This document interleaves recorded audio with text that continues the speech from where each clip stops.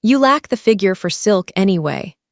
My aunt sent that to our family group chat 14 days before my wedding, right after secretly canceling my custom bridal order and buying the dress for her own daughter. I just stood there, watching 73 unread replies light up my screen with laughing emojis from the people who were supposed to be celebrating me. My name is Jenna. I'm 28 years old, and for my entire life, my aunt treated me like the family's ugly understudy. I kept telling myself that if I just stayed gracious and kept the peace, I would eventually belong. But the moment that finally broke the illusion came at my own reception. I stood at the head table in a cheap backup gown, surrounded by 150 guests. My aunt grinned over her champagne glass while her daughter twirled on the dance floor in my stolen dress. Next to me, my mother just stared at the hardwood floor, too intimidated to say a word. Always the punchline. Always pushed into the background. Always expected to swallow the insult and smile so they could shine. I thought I just had to take the hit. I was wrong. My aunt had no idea what file was queued up on my phone. She thought she had already won the night, but the single PDF I was about to forward to every guest in that room was going to expose her husband's secret overseas bank account, drop the hall into dead silence, and burn her flawless reputation to the ground. Before I go on, take a moment to like and subscribe, but only if this story speaks to you. Drop your location and local time in the comments. Now let me take you back. My father died when I was 11. Heart attack in his truck outside the Home Depot on Route 9. He was 43. I remember the exact tile pattern in our kitchen because I stared at it for 3 hours while my mother made phone calls, her voice getting smaller with each one. First to my aunt, then to my uncle. Then to the funeral home my aunt recommended because, as she put it, we don't want anything tacky drawing attention. That was the first time I understood how our family worked. My mother had been a dental hygienist. Decent money, nothing extraordinary. My father had managed a distribution warehouse. Together they had a small house in Cranford, a used Camry, and a savings account that meant we could go to Ocean City for 4 days every August. When he died, that math stopped working. The house became too much. The car became too much. My mother's confidence became too much. My Aunt Linda had married up. Way up. Her husband, my Uncle Robert, owned 3 commercial real estate properties in northern New Jersey and sat on the board of a hospital network. They lived in a 6-bedroom colonial in Ridgewood with a pool house that was larger than our entire home. Linda collected people the way other people collected handbags. She wanted them visible, compliant, and grateful. My mother became one of her accessories.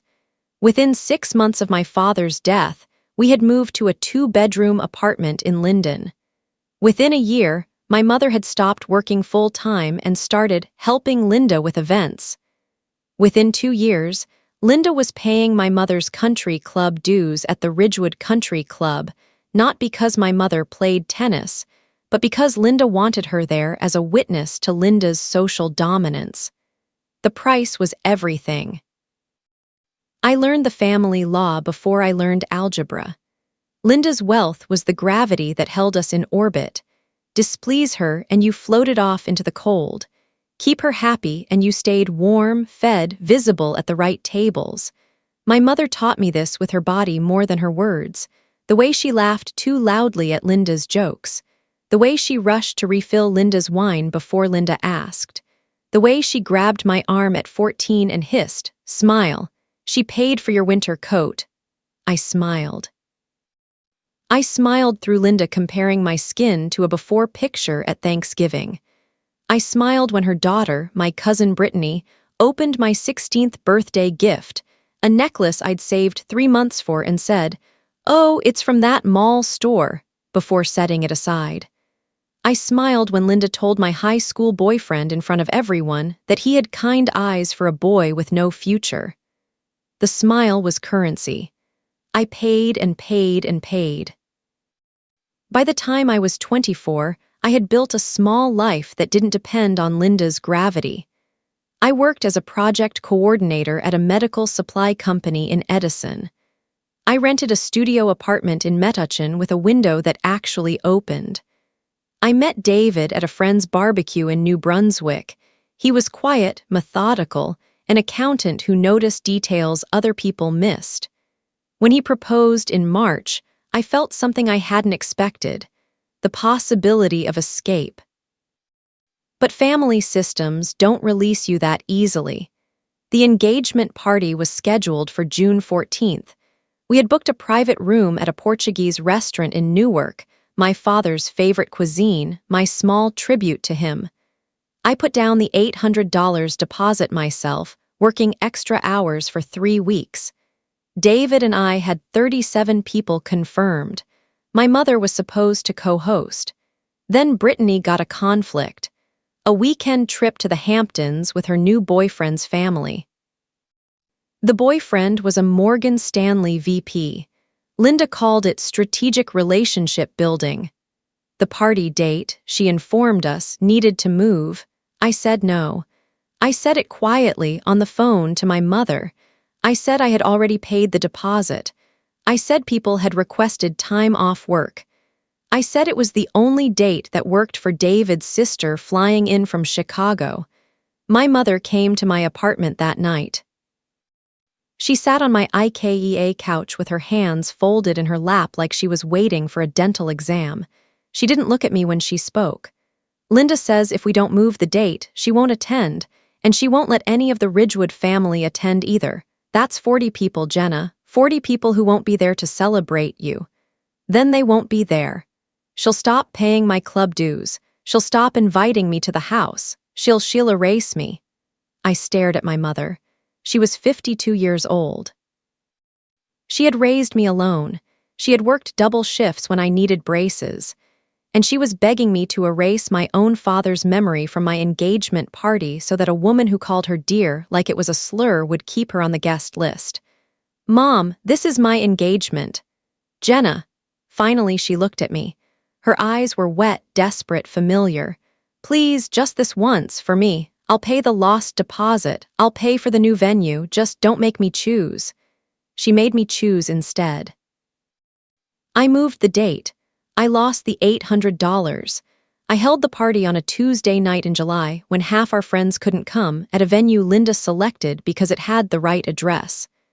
My father's Portuguese restaurant was too ethnic, Linda said.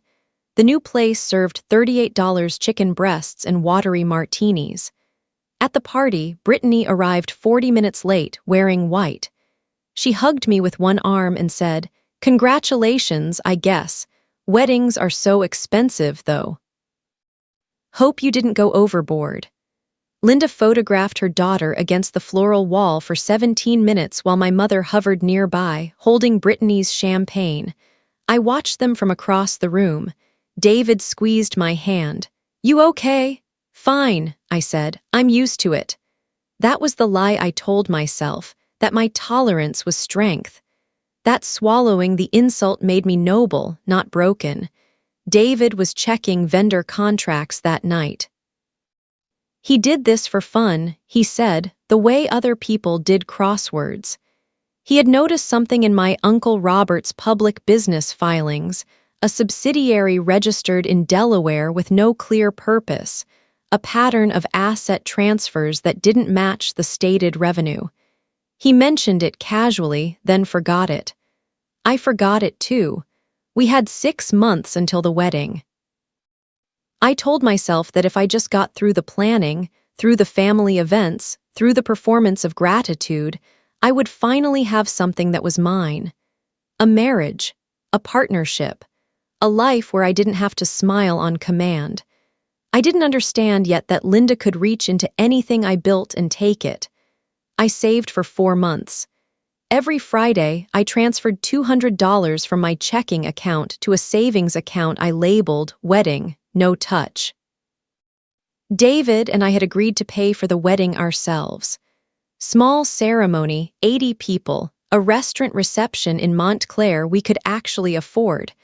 I wanted one thing that was mine. One thing Linda hadn't selected, approved, or improved with her money and her commentary. The dress was going to be that thing.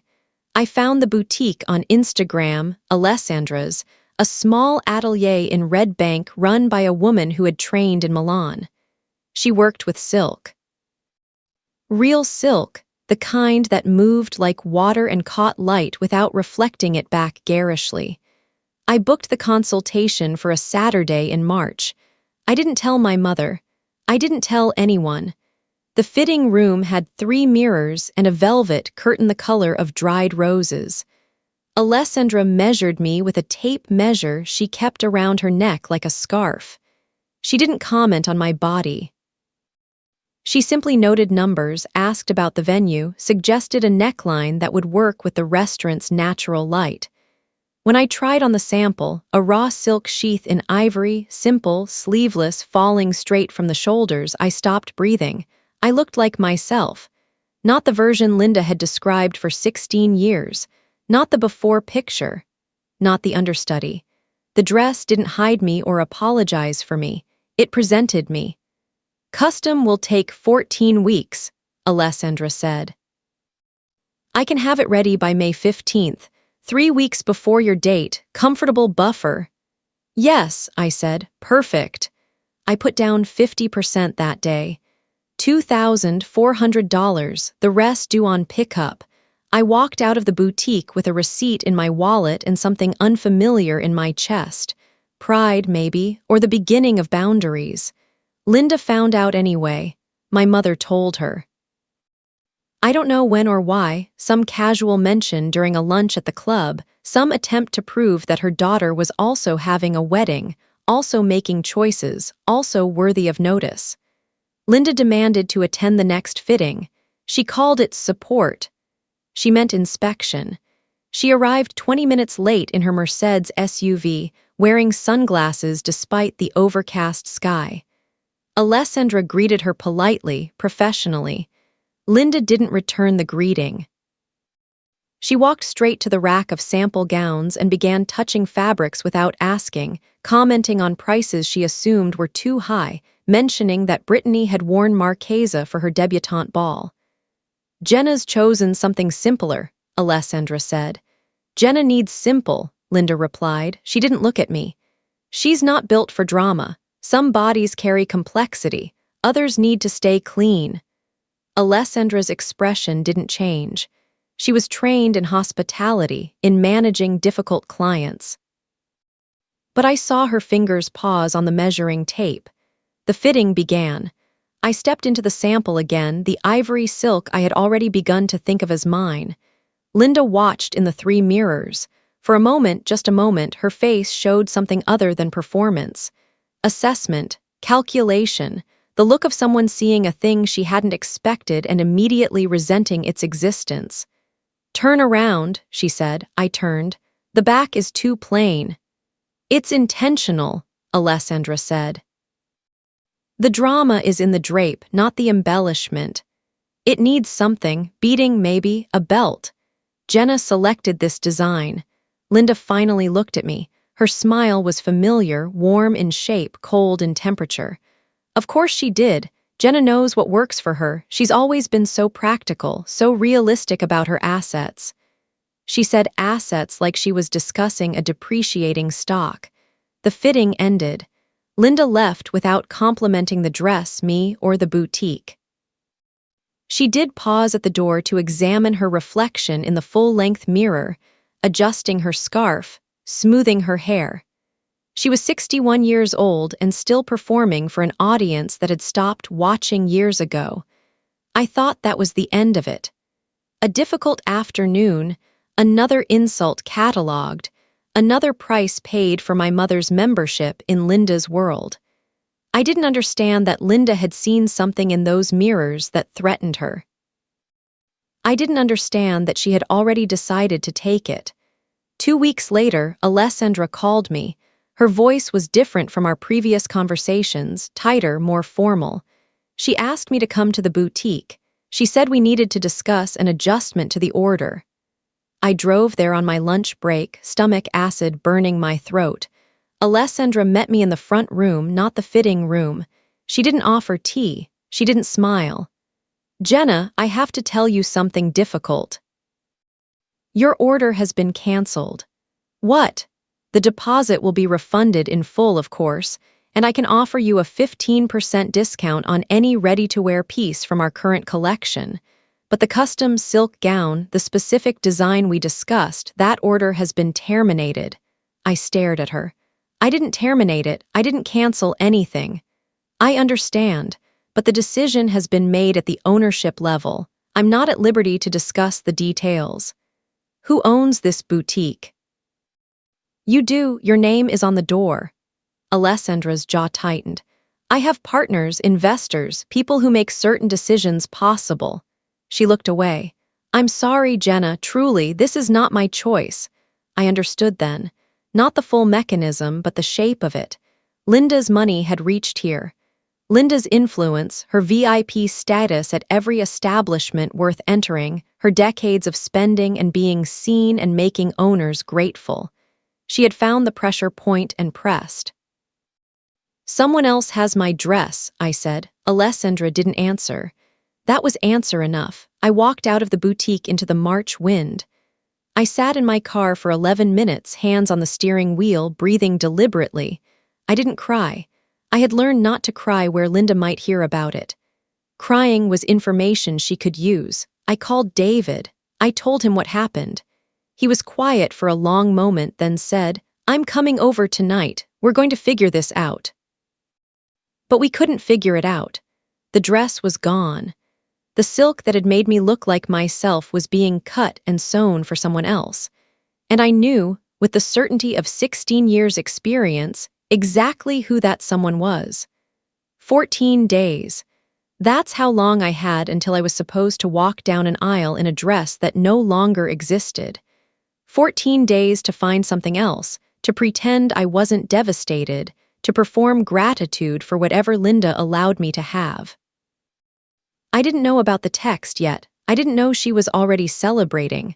I spent the first day calling other boutiques. David helped me search, sample sales in the city, trunk shows in Connecticut, anything with a 2-week turnaround. The math was brutal. Custom was impossible. Most ready-to-wear needed alterations I didn't have time for. Everything I found felt like punishment. Polyester that squeaked when I walked, necklines that cut wrong, beading that looked like it belonged on a cake topper. On the second day, my phone buzzed. Family group chat. The Ridgewoods, Linda had named it, as if we were all one entity she controlled. I opened it expecting something about my mother's birthday dinner. Instead, I saw a photograph. Brittany, standing in what was unmistakably Alessandra's fitting room, wearing my dress. The ivory silk sheath, the neckline I'd chosen, the drape that moved like water. It fit her differently. She was taller, broader through the shoulders, the alterations already underway. But it was my dress, my silk, my design. Linda had taken the photograph herself. I could see her reflection in the mirror behind Brittany, phone raised, capturing her daughter in stolen property.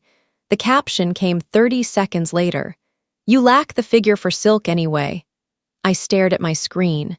The words didn't process immediately. They were too specific, too vicious, too perfectly designed to wound. Linda had spent 61 years learning exactly where people were soft. She had found my soft place and pressed her thumb into it with a smile. Then the replies started. "Cousin Marcy, face, Uncle Doug, Brittany looks stunning, classic elegance. Aunt Patricia, silk is so unforgiving, better to know your limits. Cousin Jake, damn Linda, you didn't have to do her like that, face, Brittany herself. Thanks, Mom, can't wait to wear it." 73 messages in 40 minutes. I stopped counting at 73. Laughing emojis, fire emojis, comments about family sharing and hand-me-ups and Jenna's practical nature. No one asked where the dress came from. No one questioned why Linda had it. They all knew, that was the point. The public performance of my diminishment, the collective agreement that I existed to be borrowed from and laughed at. I called my mother. She answered on the third ring, voice already careful. Jenna, I just saw the chat. I'm sure Linda didn't mean. She canceled my order. She bribed the boutique. She's giving my wedding dress to her daughter. Silence. Then, have you considered that maybe Brittany just has similar taste? Mom, she sent me a text saying I lack the figure for silk while her daughter is wearing my dress in the photograph that she posted to everyone. People are sensitive about wedding weight. You know how Linda is, she speaks without thinking. She thinks, I said. That's the problem, she thinks exactly what she's doing. My mother's breath changed. I could hear her moving, probably walking to a different room, away from windows where Linda's world might see her. Jenna, listen to me. If you make this a fight, she'll boycott the wedding. She'll tell everyone not to come. Let her. She pays my club dues. She invites me to the house. If she cuts me off, then she cuts you off. I'll have nothing. I sat down. My apartment suddenly felt very small, very temporary, like a stage set that could be struck at any moment. Mom. She stole my wedding dress. She mocked my body to our entire family, and you're worried about tennis. Don't be dramatic, buy another dress, a nice one from a department store, something simple. Linda might even help pay for it if you're gracious about this. Gracious. The word Linda had trained her to use whenever I objected to being erased. She wants me in something cheap, I said. She wants everyone to see the difference between her daughter and me. She wants peace. We all want peace. Just buy the dress, Jenna. Don't make me choose between you and my sister. There it was, the choice she had been avoiding since I was 11, the choice she would keep avoiding until one of us stopped asking. I need you to say something, I said. In the chat, or to her directly, I need you to act like my mother. I am your mother, that's why I'm telling you how to survive this family. Surviving isn't the same as living. Don't quote therapy at me. Her voice hardened. You want to know why Linda has power? Because she has money. You want to know why you don't? Because you keep picking fights you can't win. Buy the dress. Smile at the wedding. Be grateful anyone came at all. She hung up. I sat in my apartment until the light changed, until the street lamps came on and my phone died and I didn't have to see the chat notifications anymore. Then I walked to the bodega on the corner and bought a bottle of wine I couldn't afford and drank half of it standing at my kitchen counter. The dress was gone. My mother was gone.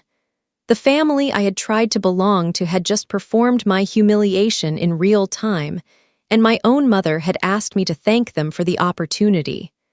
I opened my laptop at midnight.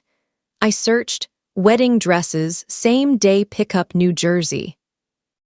I found a store in Paramus called Bridal Warehouse that promised thousands of gowns, no appointment needed, most sizes in stock. I drove there the next morning. I didn't shower, I didn't eat. I walked through fluorescent-lit aisles of white polyester and tulle in desperation, and I found a dress that fit. Ivory, A-line, beaded bodice, $340. The zipper stuck. The hem was too long. The beads caught on everything. When I looked in the mirror, I saw a woman trying not to cry. I bought it anyway. I told myself it didn't matter. I told myself the marriage mattered, not the dress. I told myself I was above material things, above vanity, above the need to be seen as beautiful. I was lying. The dress mattered. Being seen mattered. And I had just learned exactly how much my family was willing to take. The dress arrived in a plastic garment bag with a broken zipper. I hung it in the corner of my bedroom where I wouldn't have to look at it. David asked if I wanted to try it on again. I said no. I knew what it looked like. I knew what it meant. My mother called 3 days later. She didn't mention the chat. She didn't mention Linda or Brittany or the silk dress that was currently being altered for someone else's wedding.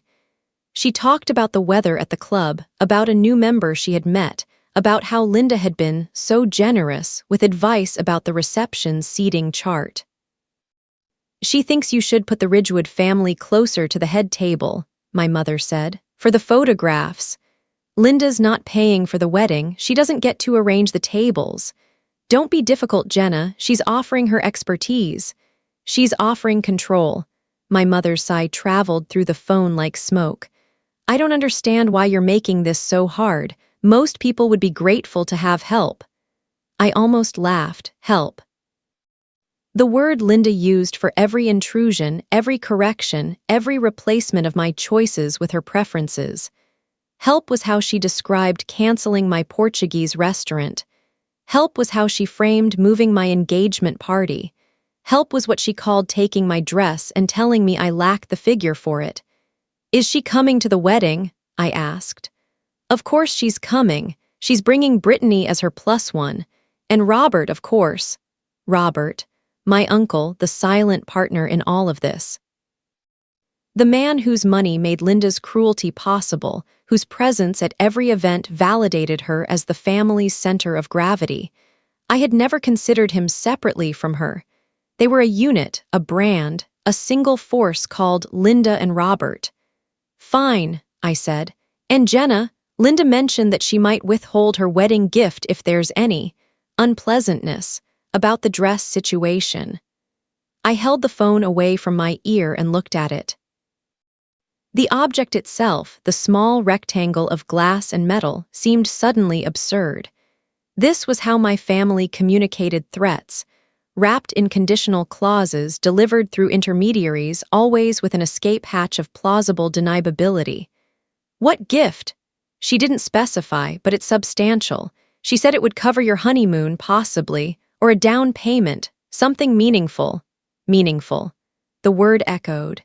Linda's meaningful gifts always came with invisible contracts.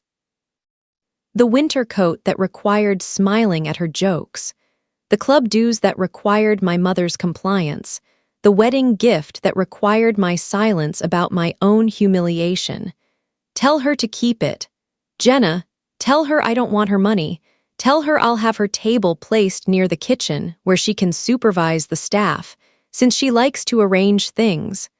I hung up. It was the first time I had ended a conversation with my mother in years. The silence afterward felt dangerous, like stepping onto ice and hearing it crack. The family chat continued without me.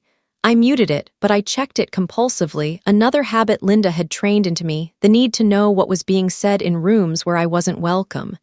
Brittany posted updates about her alterations. Third fitting, the silk is literally butter, Linda commented with heart emojis. Cousins asked about the wedding date, the venue, whether they should bring gifts. No one asked about me. No one mentioned that the dress had been mine first. The narrative had already been established. Brittany had found a beautiful gown, Linda had facilitated it, Jenna was being difficult about something unspecified. Marcy called me on Thursday. We had been close as children before Linda's gravity pulled her into orbit. Now she worked in marketing and lived in Hoboken and only contacted me when Linda prompted her. Hey, so I saw the chat. Crazy about the dress, right? Which part? The whole thing. I mean, Brittany looks amazing, but also, she laughed, the nervous laugh of someone who had been told to deliver a message and wasn't sure how. Linda wanted me to check in. She thinks you might be upset. She wanted to make sure you knew there was no malice, it was just timing. The boutique had a cancellation and Brittany needed something last minute for a gala and, Marcy, I was there. I ordered that dress, I paid for it. Linda had it canceled and given to her daughter. Long pause. That's not, Linda said you had changed your mind, that you wanted something more practical. Linda said, well, I mean, she's family, she wouldn't just, Marcy stopped. I could hear her realizing that yes, Linda would just. Linda had been just-ing for decades and everyone had agreed not to notice. I have to go, I said. Jenna, don't make this weird, it's a dress, there are other dresses. Yes, I said. There are other dresses. And other families, and other ways of being that don't involve watching your cousin wear your stolen property while your mother begs you to smile about it. I hung up. Marcy didn't call back. The next day she posted in the family chat, so excited for the wedding, with 3 champagne emojis. She had chosen her side. They always chose Linda. That was the lesson I kept failing to learn. The wedding was now 10 days away. David found me sitting on our bed at 2 a.m., still in my work clothes, staring at the garment bag in the corner. "Come to bed," he said. "I can't wear that. I know. I can't walk into that room in something that looks like I gave up, like I accepted their version of me, like I'm grateful for whatever they allow me to have." David sat down next to me. He didn't touch me. He knew I was holding something fragile, something that might shatter if handled wrong. "Then don't," he said. "Don't what? Don't accept it. Don't perform gratitude. Don't let them write the story. I don't have a choice. The dress is gone. The invitations are out. My mother will disown me if I— Your mother already disowned you. She just hasn't said the words yet." I turned to look at him. David's face was serious, focused, the same expression he wore when reviewing spreadsheets. He noticed details other people missed. He remembered things. "That thing I saw," he said, "in Robert's filings. The Delaware subsidiary. I've been thinking about it. David, it's not normal. The asset transfers, the timing, the lack of disclosed purpose. I've seen patterns like this before in fraud cases, in divorce proceedings where one spouse is hiding money from the other." I laughed, a harsh sound. "You think Robert is hiding money from Linda? I think someone with his resources and her expectations might feel pressure to maintain appearances beyond his actual means. Linda would know. She controls everything. Does she?" David looked at me. "Or does she control what he allows her to see?" I didn't answer. The idea was too large, too foreign. Linda as the fooled rather than the fooler. Linda as vulnerable rather than invulnerable. "I could look deeper," David said. "If you want, if it matters." I looked at the garment bag. At the phone where my family was currently laughing about my body, my choices, my place in their hierarchy. I thought about walking into that reception in my cheap backup dress, performing gratitude, accepting my mother's desperate hugs and Linda's condescending compliments and Brittany's twirls in my stolen silk. "It doesn't matter," I said. "Nothing about them matters anymore." But I didn't tell him to stop looking. David didn't sleep that night. I found him at the kitchen table at 5 a.m., laptop open, 3 empty coffee cups arranged in a row. He had that look he got when a spreadsheet revealed something unexpected, not excitement exactly, but the focused calm of a problem becoming solvable. "Robert's been moving money for 18 months, he said without looking up. "Small amounts at first, testing the system, then larger transfers, always through the Delaware subsidiary, always timed to look like operational expenses." I sat down across from him. The kitchen light was too bright, the hour too early, my dress problem too immediate for whatever this was. "How much?" "4.7 million, that I can trace. There could be more." I tried to process the number. It was abstract, unreal.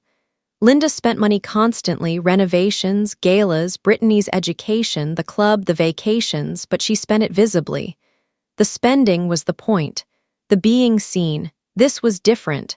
This was money disappearing into absence. "Where's it going?" David turned the laptop to face me.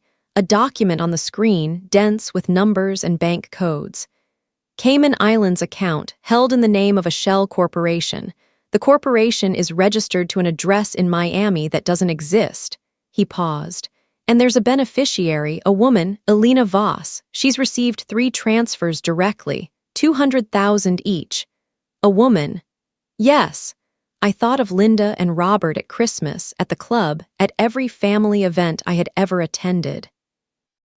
The performance of marriage, the practiced proximity, the way Robert stood slightly behind her, always present, never prominent. I had assumed he was simply quiet, subordinate, another satellite in her orbit. Does Linda know?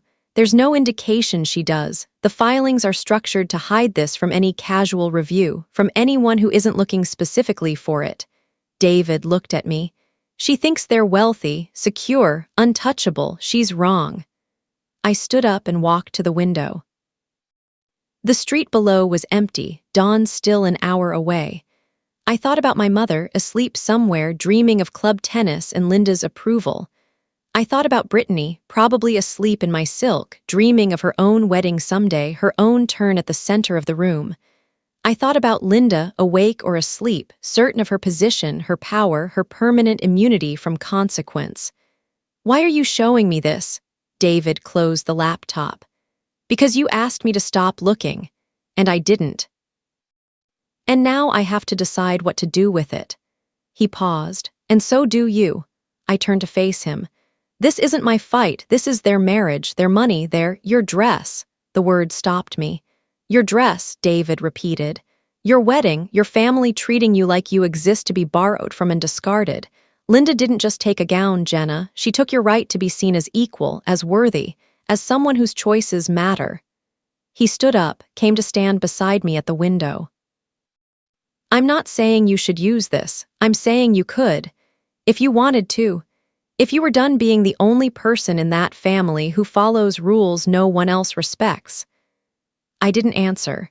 The possibility was too large, too dangerous, too unlike anything I had ever allowed myself to imagine. I had spent 16 years learning to swallow insults, to smile at humiliation, to find the small dignity in graceful acceptance. The idea of fighting back, of using this weapon, felt like learning to breathe underwater. What would I even do with it? David didn't answer directly. He opened the laptop again, pulled up a different document. "I've compiled everything. The transfers, the shell companies, the beneficiary records. It's in a single PDF, password protected, stored in 3 places." He looked at me. "You don't have to decide now. You don't have to decide ever. But if you want to walk into that reception with something other than a cheap dress and a forced smile, this exists." I looked at the screen. The file name was simple. L&R Financial Summary, PDF. "Why are you doing this?" I asked. "You don't even like confrontation. You cross the street to avoid arguments with neighbors." David smiled, small and tired. "I like precision, I like truth, and I don't like watching the person I love be treated like she's invisible." He closed the laptop again. "Also, I really hate your aunt. That helps." I laughed. It surprised me, the sound of it, the genuine release. David reached out and took my hand. His fingers were warm, steady, present. "Whatever you decide," he said, "I'm with you. Silent compliance or nuclear option or something in between, but decide for yourself. Not for your mother, not for their expectations, for you." I went to work that morning in a daze. I sat through meetings about inventory systems and quarterly projections and heard none of it. The PDF sat on my phone, downloaded, password protected, waiting. I checked it 3 times to make sure it was real. It was. My mother called at noon. She didn't mention our last conversation. She never did. Conflict was something to be stepped over, not through. She talked about the final headcount for the wedding. 152 guests. Linda had added 2 more from the club. "Very important people, Jenna, you understand." "Fine," I said. "And the seating chart, Linda can think whatever she wants." Silence. Then, carefully, "Are you still upset about the dress? The dress is handled." "Jenna, I know it's not what you wanted, but Brittany looks so beautiful, and really, isn't that what family is about? Sharing, supporting each other's happiness." I held the phone away from my ear again. The words were so familiar, so practiced, so completely divorced from any reality I recognized. Sharing, supporting, as if Linda had borrowed a sweater, as if Brittany had admired a necklace and I'd offered it freely.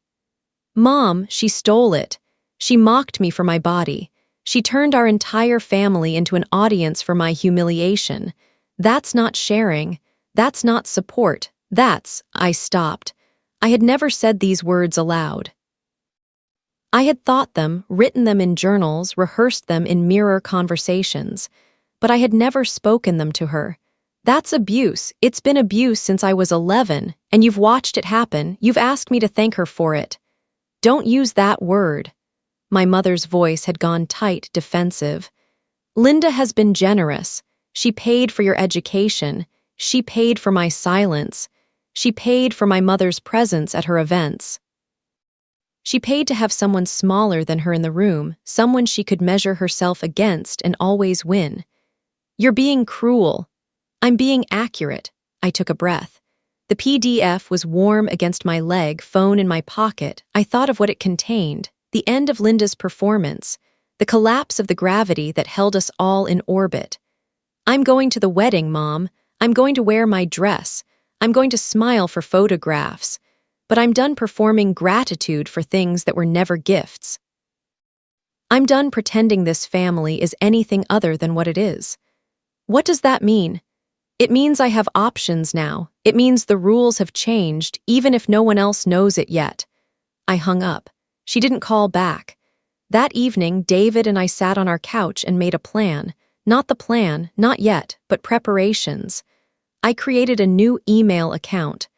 I compiled the guest list from our invitations, from my mother's forwarded messages, from the seating chart Linda had helpfully revised.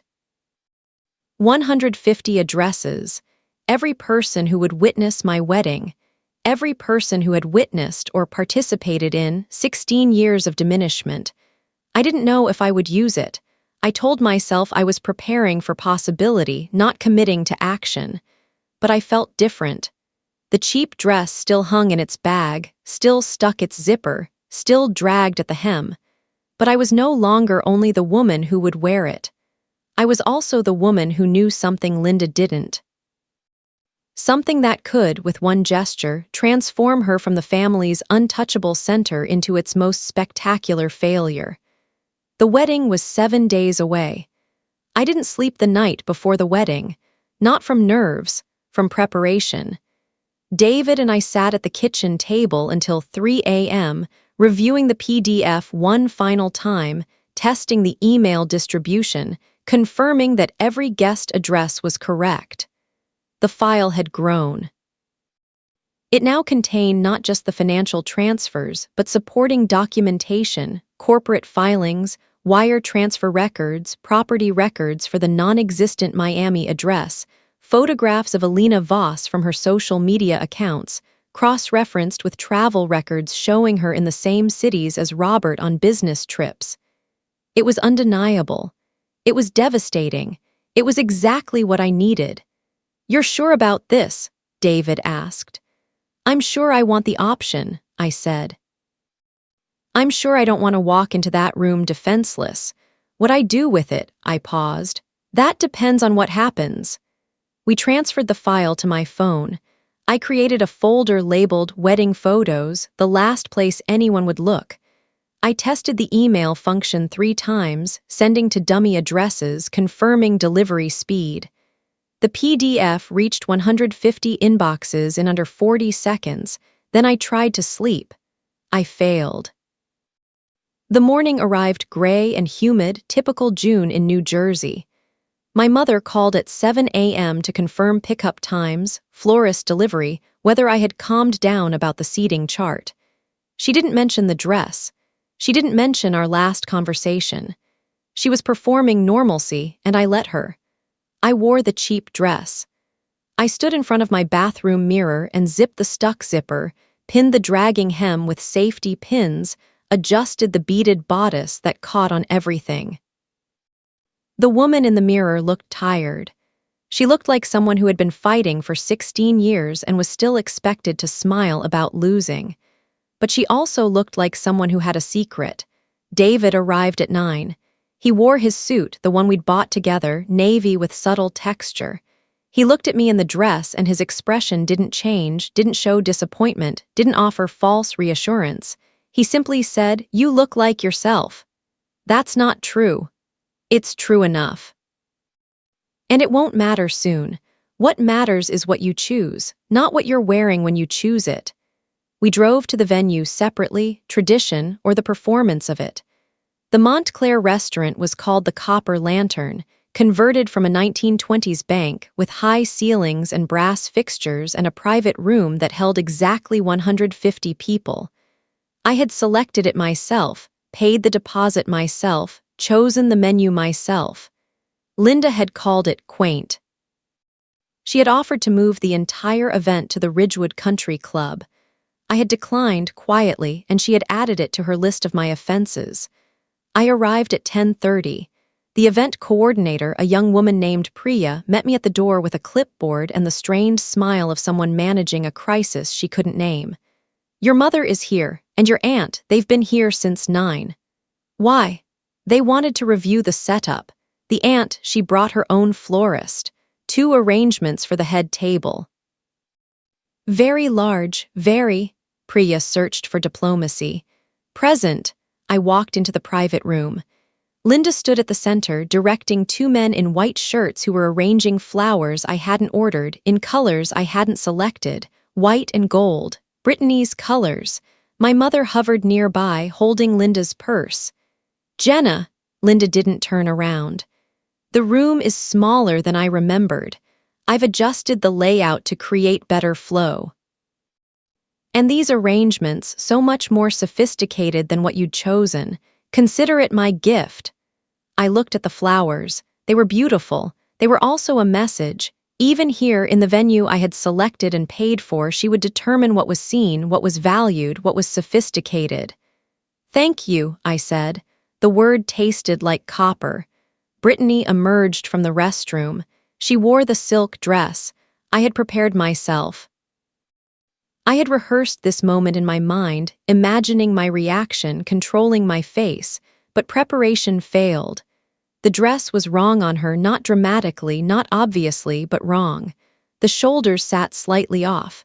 The drape didn't fall the same way. Alessandra had altered it hastily, and it showed, but no one else would see that. They would see ivory silk, custom tailoring, the visible evidence of Linda's favor.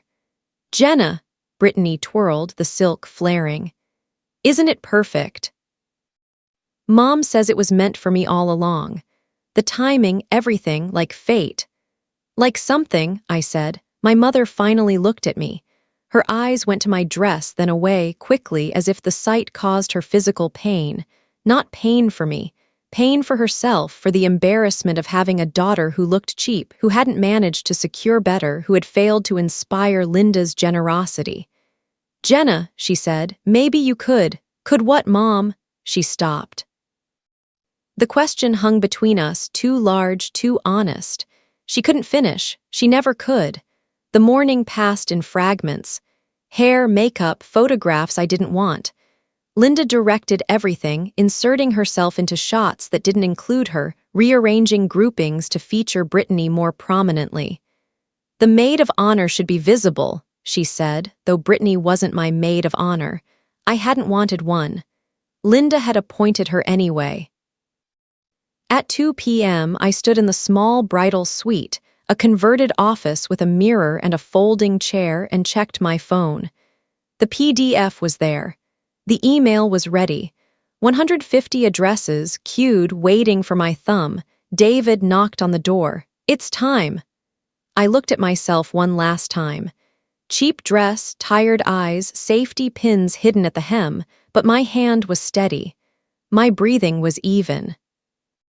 I had something Linda didn't know about, something that could transform this entire day, this entire family with one gesture.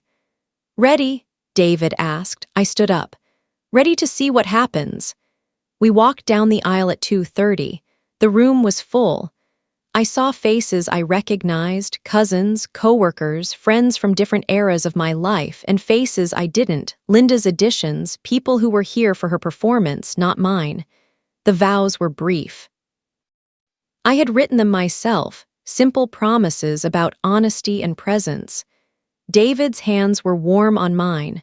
For a moment, in the middle of the words, I forgot about the dress, the PDF, the 16 years of accumulated wound. I simply looked at him and meant what I said. Then the kiss, the applause, the walk back up the aisle, and the reception beginning. I took my place at the head table. The cheap dress caught on the chair. I unpinned it carefully, resettled myself. Linda sat 3 seats away at the center of her own table, surrounded by her people. Brittany sat beside her, still in my silk, receiving compliments like rainfall. My mother sat between us. She didn't speak to me. She watched Linda, always Linda, waiting for cues about how to feel. The speeches began at 4 p.m. Toasts from David's brother, from my coworker, from a friend from college. They were kind, generic, forgettable. I smiled at each one, nodded at the appropriate moments, kept my phone in my lap, screen down, PDF ready.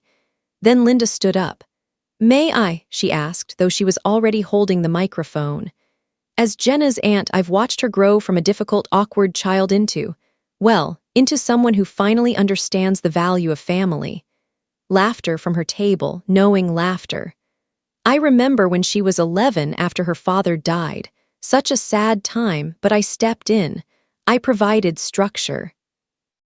Guidance, the occasional reality check about what she could reasonably expect from life. Linda smiled, scanning the room, confirming her audience. And now, look at her. Married, in a lovely, she paused, glanced at my dress, practical gown, surrounded by people who love her, finally learning her place in the world. She raised her glass. To Jenna, may she continue to grow in wisdom and humility, and may she always remember who made this day possible. The room applauded. Not everyone, some people looked confused, uncomfortable, aware that something was wrong without knowing what, but enough. Enough to confirm Linda's narrative, enough to establish her as the generous architect of my modest happiness. I sat with the microphone in my lap, the PDF on my screen, and a choice I hadn't fully made until that moment. Linda thought she had won. She thought the dress, the toast, the public diminishment were the end of the story. She didn't know I had written a different ending. I just had to decide whether to read it. The reception settled into its rhythm. Dinner was served, salmon I hadn't chosen, wine Linda had selected, dessert that appeared without my ordering it. I ate mechanically, smiling when photographed, nodding when spoken to. My phone stayed in my lap, screen down, the PDF a constant presence against my thigh. David watched me from across the table. He didn't ask. He knew I was waiting for something, some final confirmation that this was necessary, that silence was no longer survivable. Linda's table was louder than ours. She had arranged the seating to cluster her people close, cousins who worked for Robert's companies, club friends who owed her invitations, relatives who had accepted her version of every family story for decades. They laughed at her jokes, agreed with her observations, accepted her narrative that this was her event as much as mine. Brittany moved through the room like a practice bride. The silk caught the light with every turn, and she turned constantly at the bar near the dance floor, passing mirrors. She had been trained for this, I realized. Not just this wedding, but every room. The constant performance of being seen, being admired, being confirmed as worthy. Linda had taught her well. My mother ate little. She watched Linda, waiting for cues, her fork moving without purpose. When I caught her eye, she looked away quickly, toward the floor, toward the flowers Linda had placed, toward anywhere I wasn't. The speeches continued. Robert stood up, my uncle, the silent partner, the man whose hidden accounts I carried in my pocket. He spoke briefly, generically, about family and new beginnings. He didn't look at Linda when he mentioned trust. He didn't look at me at all. He sat down quickly, relieved, returning to his wine. I studied him. 57 years old, hair carefully colored, suit perfectly fitted. The appearance of success maintained by secret subtraction. He had been stealing from her for 18 months, building his escape, his alternate life, while she performed her dominance. They were both frauds, I realized, both maintaining illusions that my PDF could shatter. But when and how? The dancing began at 6 p.m. David led me to the floor for our first dance, the cheap dress catching on my shoes, the hem dragging. He held me close, his hand warm on my back. "You don't have to," he said quietly.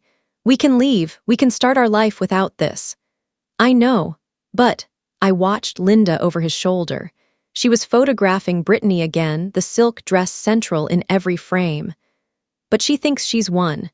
She thinks this is the end of the story, and I keep thinking about all the other stories, my engagement party, my high school graduation, every birthday where I smiled while she took something. If I leave now, she keeps winning. She keeps being the person who decides what happens. So what do you want to happen? I didn't answer. The song ended, we separated, applauded, returned to our table. Linda approached as I sat down, champagne in hand, smile in place. Jenna, the dress suits you, practical, sensible, exactly what you needed. Thank you, Linda. Though I must say, she leaned closer, voice dropping to intimate cruelty, the silk would have been wasted.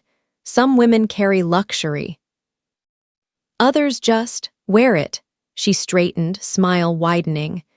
Brittany understands the distinction. She's been raised to understand it.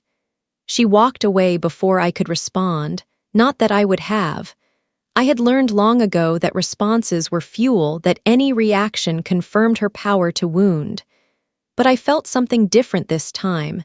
Not the familiar collapse, the internal agreement that she was right, that I was lesser. Something harder.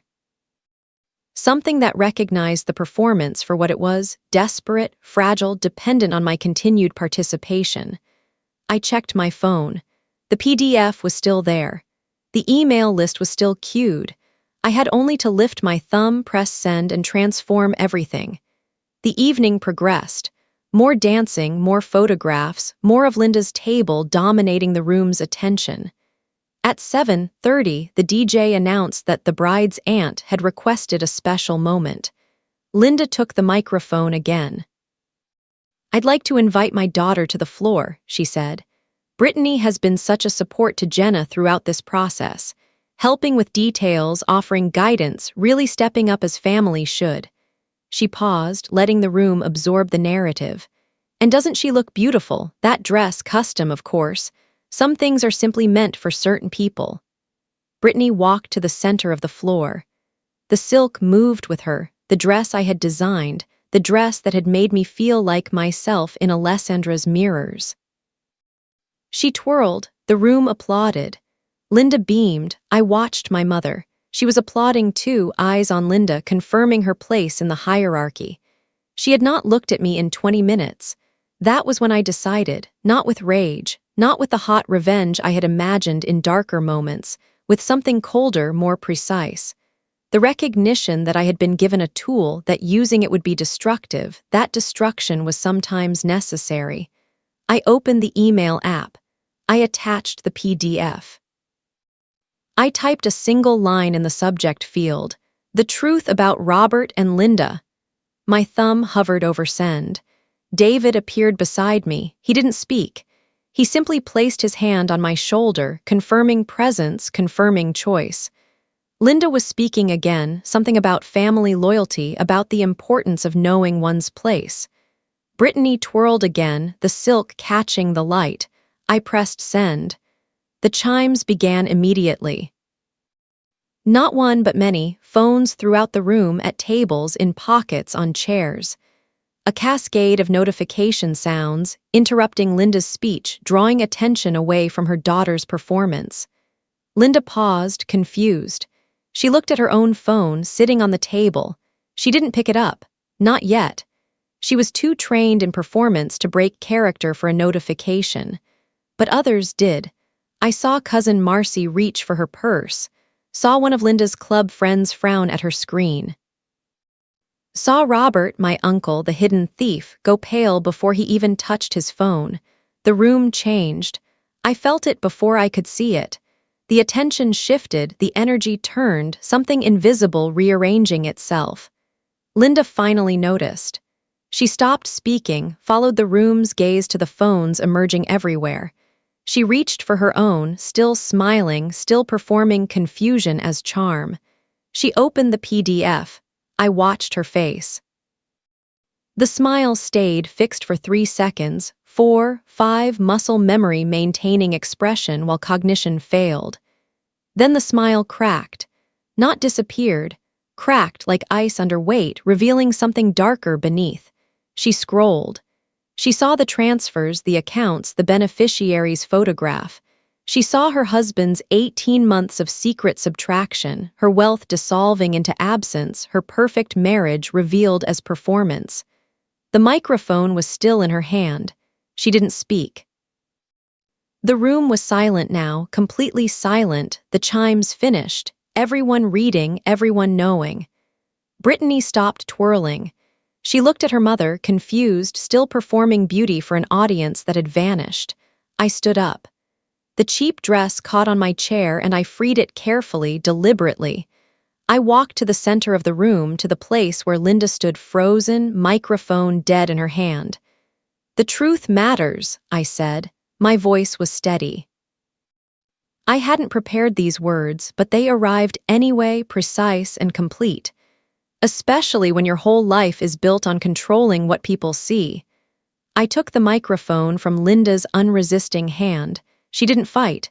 She was still scrolling, still seeing, still understanding the scope of her collapse. "Humility is important," I continued. "I learned that from my aunt, from watching her teach me my place year after year." I looked at the room, at the faces raised from phones, at the expressions rearranging themselves. I finally learned mine. I'm the person who doesn't have to smile anymore. I set the microphone down. I walked back to David. The room stayed silent, processing, the PDF still glowing on 150 screens. Then Robert stood up. He moved toward the side door, quickly, almost running.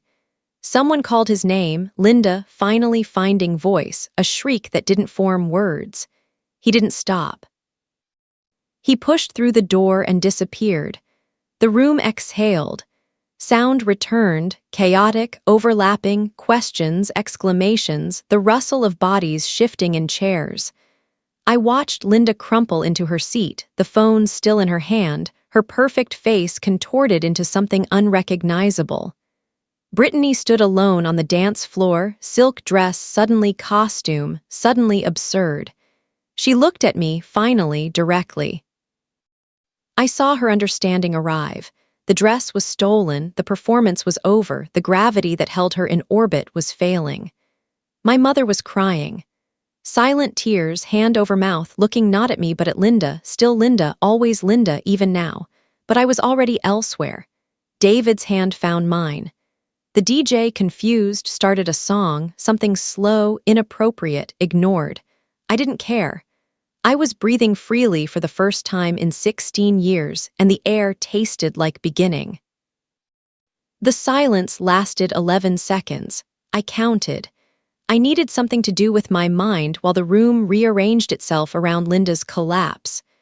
11 seconds of dead air, broken only by Linda's breathing, sharp, ragged, nothing like her controlled performances.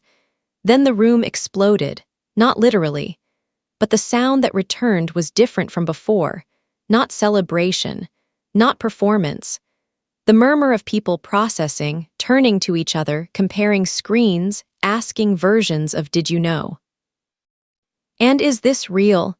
The energy had shifted from admiration to witness, from participation to observation. Everyone understood they were seeing something they would remember, something they would repeat. I watched Linda's table. Her people, the cousins, the club friends, the employees, were looking at their phones, then at her, then back at their phones. The calculation was visible. How much had they invested in her? How much could they distance themselves? Marcy was already sliding her chair back, creating physical space she would later claim was unconscious. Brittany stood frozen on the dance floor. The silk dress, my dress, suddenly hung wrong on her, too formal, too borrowed, too obviously stolen. She looked at her mother, waiting for instruction, for the cue that would tell her how to perform this moment. Linda gave her nothing. Linda was staring at her phone, scrolling through pages of her husband's betrayal, her wealth's dissolution, her life's performance exposed as fraud. Robert had not returned. The side door remained open, summer air drifting in, carrying traffic sounds from the street. He was gone. I understood then that he had prepared for this possibility too, not specifically, not expecting me, but generally. An escape route. An alternate life funded by secret subtraction. My mother was still crying. But she had moved. She stood now, uncertain, equidistant between Linda and me, unable to choose even in this moment. I felt something for her then, not forgiveness, not hope, but recognition. She had spent 20 years training herself out of choice. The atrophy was complete. I sat down. David sat beside me. We didn't speak. The room needed to finish its work without my direction. Linda found her voice. "This is," she stopped, started again. "This is fabricated. This is someone has targeted my family. My husband," she looked toward the empty chair where Robert had been. "Robert will explain. Robert will. Robert left," Eleanor said. I hadn't noticed Eleanor. She was a cousin distant from my father's side, someone Linda had invited for numbers, not importance. She stood now, phone in hand, reading from the PDF with the calm of someone who had never depended on Linda's gravity. "He walked out 3 minutes ago," Eleanor continued. I watched him. He didn't look confused, Linda. He looked prepared. Linda's face cycled through expressions: denial, rage, desperation, the desperate return to performance. "You don't understand. You don't know our finances. You don't know what pressures. I know what the documents show." Eleanor didn't raise her voice. She didn't need to. The room had already turned toward her, grateful for narration, for someone to organize the chaos into story. "I know that $4.7 million moved from your husband's companies to a Cayman Islands account. I know that a woman named Alina Voss received $600,000 of it. I know that you've been paying for your daughter's lifestyle, your club dues, your renovations, with money that was already gone." She looked at Brittany, still frozen in silk. "That dress you're wearing? Custom. Expensive. Paid for with what exactly?" Brittany's hands moved to the bodice I had designed, the neckline I had chosen. She looked down at herself as if seeing the dress for the first time. "Mom," Linda didn't answer. She was looking at me now, finally, directly. The look was pure recognition, not of what I had done, but of who I had become, someone who fought back, someone who had learned her lessons too well and applied them at the wrong target. "You," she said, "you did this." "I sent an email," I said. "Your husband did the rest, 18 months ago." "You've ruined," she stopped. The sentence was too large, too true. She couldn't complete it without admitting the scope of her loss. "You've ruined everything." "Yes," I said, "I have." The word hung between us. No apology, no explanation, no performance of regret, just the fact finally spoken. The room was moving now.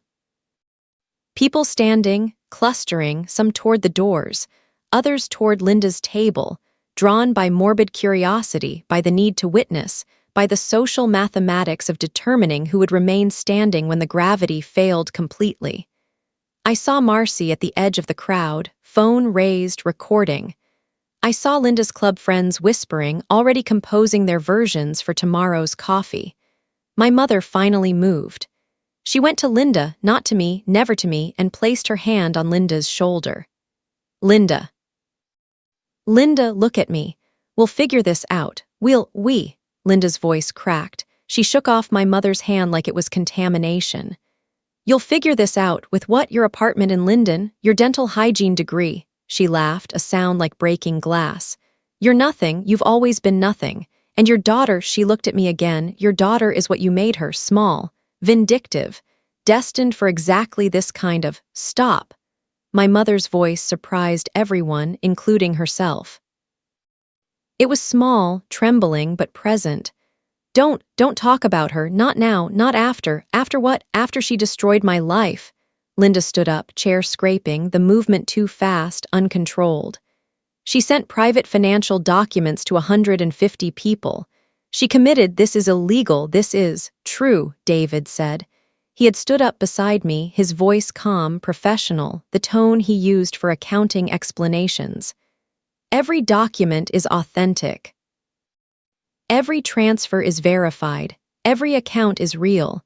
If you'd like to pursue legal action, we'd welcome the discovery process. full disclosure of all marital assets, full accounting of the 18 months of hidden transfers. He paused. Your choice, of course. Linda sat back down. The threat of exposure, of more exposure, of legal process that would reveal what the PDF only summarized, was too much. She had spent her life controlling narrative. The prospect of losing even that control of lawyers, depositions, public record defeated her. Brittany finally moved. She walked to her mother, the silk dragging slightly where the alterations had been rushed. Mom, what do I do? Linda looked at her daughter. I saw the calculation, whether Brittany could be useful, whether she could be sacrificed, whether she mattered at all in this new landscape where wealth was illusion and reputation was ash. Go home, Linda said finally. Take the dress off. It's not yours. Brittany's face crumpled. Not from the words, from the tone, the dismissal, the sudden understanding that she had never been loved, only displayed. She looked at me, the dress, her mother. Then she ran, pushing through the side door her father had used, disappearing into the same summer night. The room was emptying now. The exodus had begun, not dramatic, not rushed, but steady. People leaving with their phones, their recordings, their stories. The wedding they had attended was over. The story they would tell was just beginning. I stood up. David stood with me. We walked to the center of the room, to the place where Linda sat alone at her table, surrounded by abandoned chairs and cooling food and flowers she had chosen for her own performance. I'm not sorry, I said. I want you to know that. I'm not sorry for the email. I'm not sorry for the timing. I'm not sorry that everyone here finally sees what you are. Linda didn't look up. She was staring at her phone, still open to the PDF, the numbers that measured her husband's betrayal, her wealth's dissolution, her life's final accounting. Your mother, she said, barely audible. She'll have nothing now. I cut her off. I cut you both off. You'll see what it's like without I already know, I said. I've known since I was 11. The only difference is now you know too. I turned away. David and I walked toward the dance floor, the empty space where Brittany had twirled in stolen silk.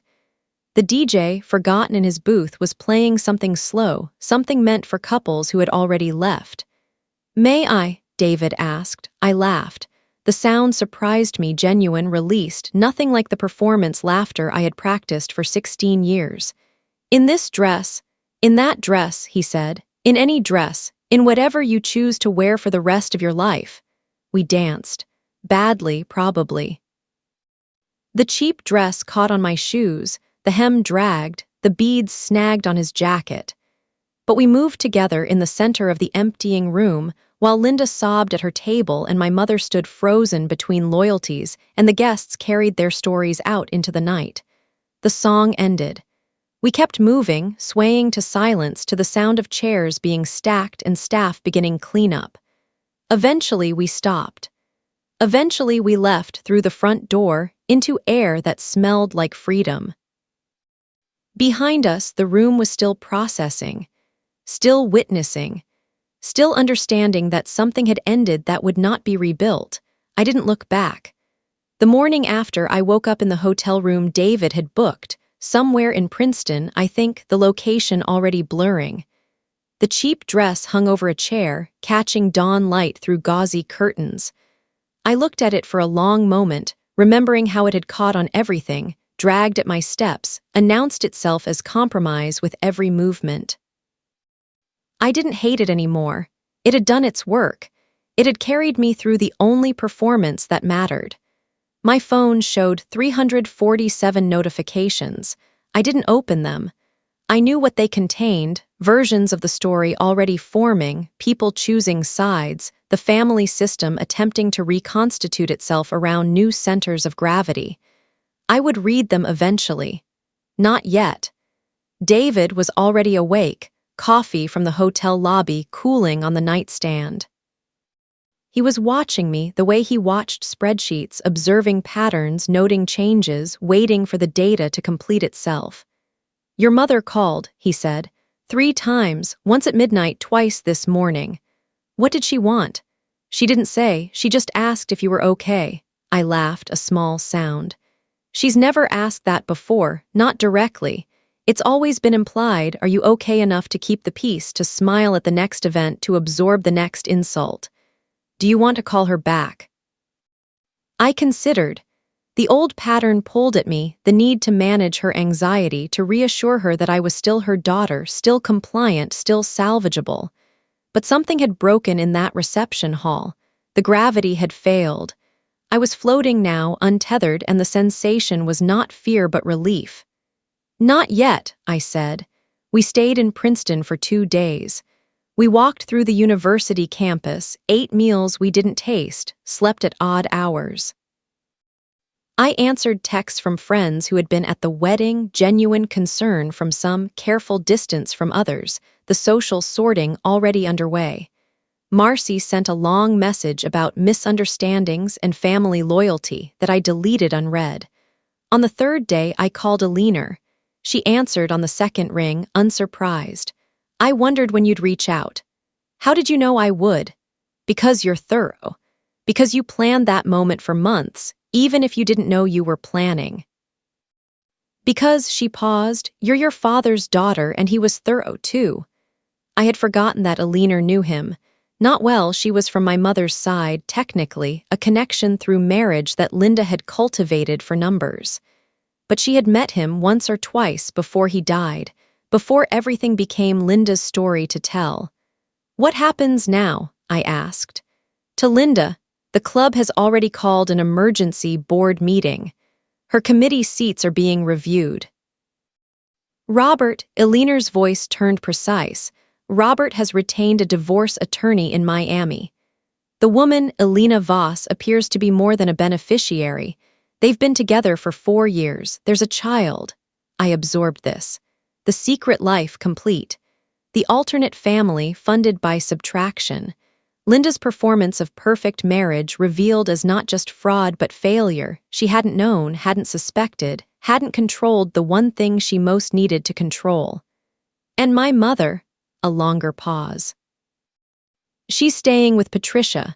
Linda won't see her, blames her partly for raising you, for your resentment, for not controlling the narrative. Alina's voice softened slightly. She's also asking about you, whether you're safe, whether you'll forgive her. Will I? That's not my question to answer. We hung up.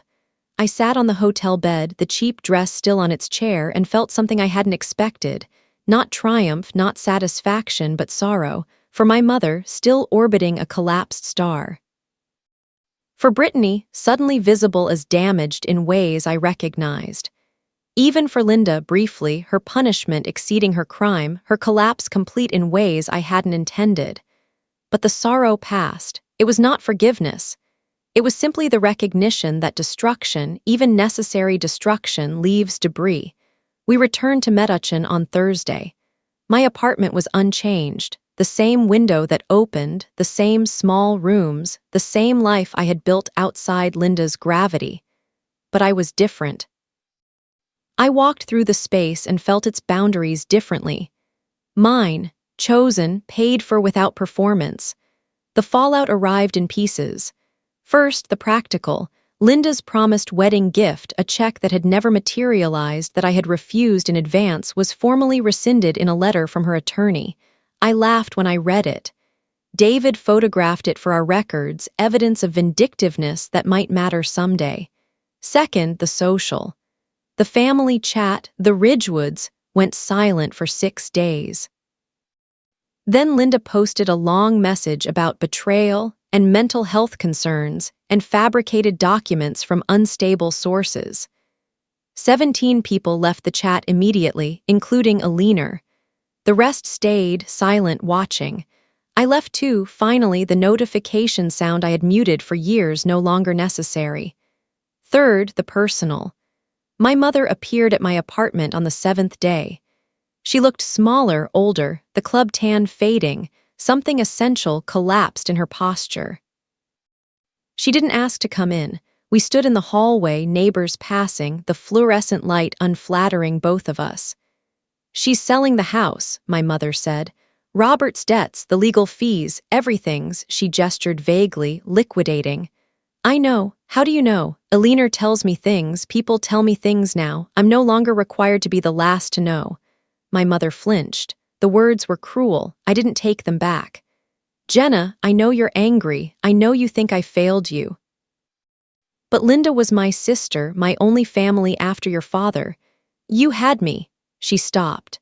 The sentence hung between us, obvious and unprecedented. In 20 years, she had never acknowledged that I was family, that I counted, that my presence was something to be valued rather than managed. I don't know how to do this, she said finally. I don't know how to be without her. Without the club, the house, the performance. She looked at me. Really looked, perhaps for the first time since I was 11. Yes, the performance, it was all I had. I opened my door. I let her in. Not forgiveness, still not that, but recognition. She was damaged in ways I understood.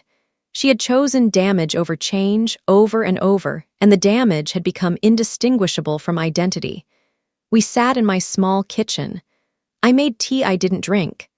She talked, mostly, about Linda's early generosity, about the fear of being alone, about the slow erosion of any self that existed outside Linda's approval.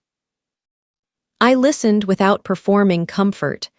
I simply witnessed, which was more than I had ever received from her. She left after 2 hours. She didn't ask me to come back to the family. She didn't promise to change. She simply said, I'm sorry I didn't see you. And the words were insufficient and necessary and something I could build with or not in time. The months that followed were quiet. Linda's social collapse was documented in fragments, Eleanor's updates, occasional news items, the slow disappearance of her name from charity boards and event listings. The Ridgewood house sold for less than expected, Robert's debts consuming most of the equity. Brittany moved to Chicago, the silk dress abandoned in a closet somewhere, the custom alterations never completed. My mother found a part-time job, dental hygiene again, at a clinic in Elizabeth. She stopped going to the club. She called me weekly, then bi-weekly, the conversations awkward and real and slowly becoming something like relationship. I kept the cheap dress. Not as trophy, not as reminder, but as artifact. It hung in my closet, the stuck zipper still stuck, the safety pin holes still visible at the hem. Sometimes I touched it, remembering the weight of it, the way it had announced compromise with every step. Remembering how I had worn it anyway and danced anyway and become something other than what it described. David and I married again, legally, at the courthouse in Trenton. No guests, no reception, no performance. I wore a blue dress I bought myself, cotton, comfortable, nothing that required explanation or defense. We signed papers, had lunch, drove home. It was enough. It was exactly enough. The final image I carry is from 6 months later. We attended a friend's birthday party at a bar in New Brunswick, dancing, eventually, as these things go. I was in jeans and a shirt I liked, clothes that required no negotiation with anyone's expectations. David pulled me onto the floor, and we moved, not well, not gracefully, but freely, without audience or purpose or performance. Across the room, I saw my mother. She had come alone, a choice that would have been impossible 2 years before. She was talking to someone, laughing at something, her body relaxed in ways I had never seen. She caught my eye, raised her glass, smiled, a real smile, unpracticed, slightly uncertain. I smiled back. The distance between us was still there, would always be there, the years of performance and silence and chosen blindness. But we were both moving now in our different directions, no longer held in orbit by gravity that had failed. The song ended. Another began. We kept dancing, David and I, while my mother turned back to her conversation and the night continued around us. I thought of Linda then, briefly. Of her sobbing at that table, surrounded by flowers she had chosen for her own performance. Of the silk dress, abandoned, meaningless. Of the 16 years I had spent believing that survival required diminishment, that peace required payment, that love was something you earned by accepting less than you needed, I had been wrong. The dress proved it, the cheap dress, the backup, the compromise I had worn while carrying the power to change everything. I had been worthy all along. Not because of the PDF, not because of the exposure, but because worth was never something Linda could grant or revoke.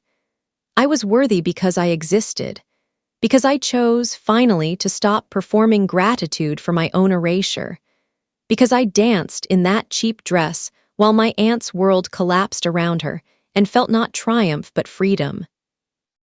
The song ended. We stopped moving. David's hand found mine, warm, present, real. "Ready to go?" he asked. I looked around the room, my mother laughing, friends talking, the ordinary miracle of people choosing connection without coercion. I thought of the dress in my closet, the artifact of who I had been. I thought of the life ahead, unscripted, unowed to anyone's narrative but my own. "Yes," I said, "I'm ready."